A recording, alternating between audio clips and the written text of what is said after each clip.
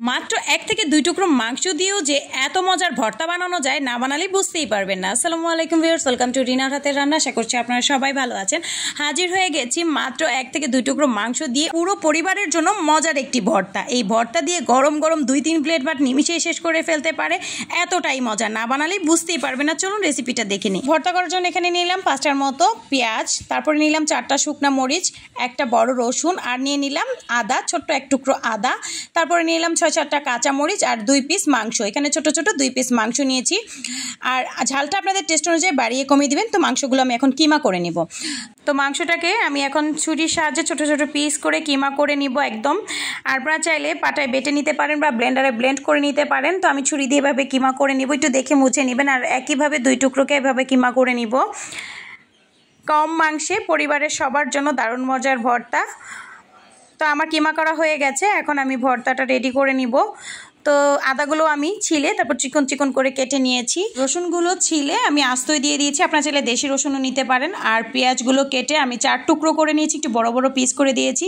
দিয়ে দিলাম মাংসের কিমা, তারপর এখানে দিয়ে দিচ্ছি পরিমাণ মতো সরিষার তেল, তারপর দিয়ে দিচ্ছি কালো জিরা 1 চা চামচ। আপনারা যদি কালো জিরা পছন্দ না করেন তাহলে এটাকে বাদ দিতে পারেন। সামান্য একটু হলুদ। তো চুলায় এটা বসিয়ে দিয়ে একটু নেড়ে চেড়ে দিচ্ছি। তারপর এটাকে আমি 2 থেকে 3 মিনিটের মতো সময় নিয়ে এটাকে একটু ভেজে নিব। তো আমি এখন এখানে দিয়ে দিচ্ছি পরিমাণ মতো লবণ। লবণটা দিয়ে এটাকে আবারও ভালোভাবে নেড়ে চেড়ে আমি ভেজে নিচ্ছি। লবণটা আপনাদের টেস্ট অনুযায়ী বাড়িয়ে কমিয়ে দিবেন। তো আমি এটাকে 3 মিনিটের মতো সময় নিয়ে ভেজে নিয়েছি। এখন মাংসটা সিদ্ধ হওয়ার জন্য এখানে আমি দিয়ে দিচ্ছি পানি। তো আমি এখানে হাফ কাপের মতো পানি দিয়ে দিয়েছি। পানিটা দিয়ে আমি মাংসটাকে কম আঁচে সিদ্ধ করে নিব যতক্ষণ না মাংসটা সিদ্ধ হচ্ছে। আর চুলার আঁচ এই পর্যায়ে একদম কম রাখতে হবে, চুলার বাড়িয়ে দেওয়া যাবে না, কম আঁচে এটাকে সিদ্ধ করে নিতে হবে। ফিরে আসলাম অনেকক্ষণ পর। মাংসটা কিন্তু সিদ্ধ হয়ে গেছে, যে পানিটা ছিল সে পানিটাও শুকিয়ে গিয়েছে। আমি কিন্তু অফ ক্যামেরা আরও কয়েকবার নেড়ে চেড়ে চেক করে নিয়েছি। তো এখন অনবরত নেড়ে চেড়ে এগুলোকে ভেজে নেব। এই পর্যায়ে চুলার আঁচটা থাকবে মিডিয়াম টু হাইতে। আর রসুন পেঁয়াজ মাংসটা যদি ব্রাউন কালার করে ভেজে নেন, ভর্তাটা খেতে খুবই ভালো লাগবে। একটু লালচে কালার হলেই নামিয়ে ফেলবেন, অতিরিক্ত ভাজতে যাবেন না, তাহলে কিন্তু খেতে ভালো লাগবে না।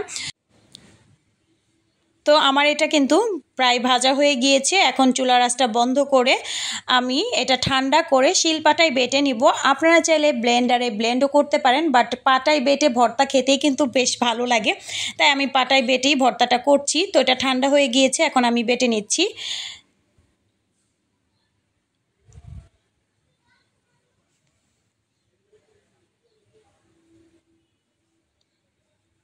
এই তো ভর্তাটা বাটা হয়ে গেছে। আমি লবণটাও একটু চেক করে নিচ্ছি, লবণও ঠিক হয়েছে।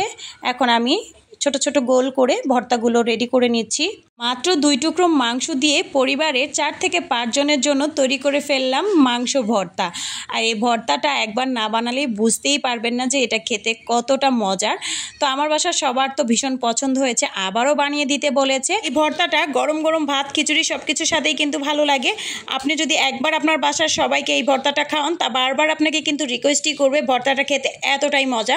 তো আমার এই ভর্তার রেসিপিটা আপনাদের কাছে কেমন লেগেছে? যদি ভালো লেগে থাকে তাহলে অবশ্যই লাইক কমেন্ট এবং সাবস্ক্রাইব করবেন, পাশে থাকা বেল আইকনটি প্রেস করে রাখবেন। আপনার একটি মূল্যবান লাইক অ্যান্ড কমেন্টস আমাকে নতুন নতুন ভিডিও তৈরি করতে উৎসাহ জাগায়। তো ভালো থাকবেন সবাই। আল্লাহ হাফেজ, আসসালামু আলাইকুম।